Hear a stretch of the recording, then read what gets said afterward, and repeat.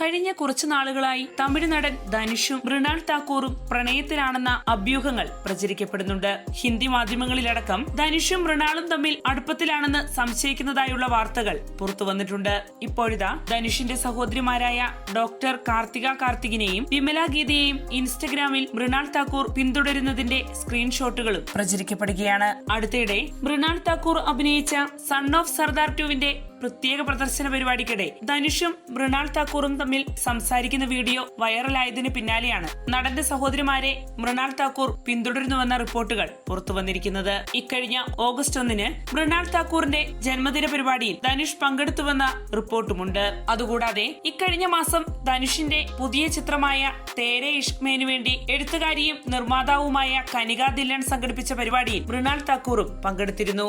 ഇതിനിടെ ഒരു അഭിമുഖത്തിൽ തനിക്ക് പ്രണയബന്ധത്തെക്കുറിച്ച് ചില കാഴ്ചപ്പാടുകളുണ്ടെന്ന് മൃണാൾ പറയുകയും ചെയ്തു. ഇത്തരത്തിലുള്ള പല സംഭവങ്ങളും കൂട്ടിയിണക്കിയാണ് ഇരുവരും തമ്മിൽ പ്രണയത്തിലാണെന്ന വാർത്തകൾ പ്രചരിക്കപ്പെടുന്നത്.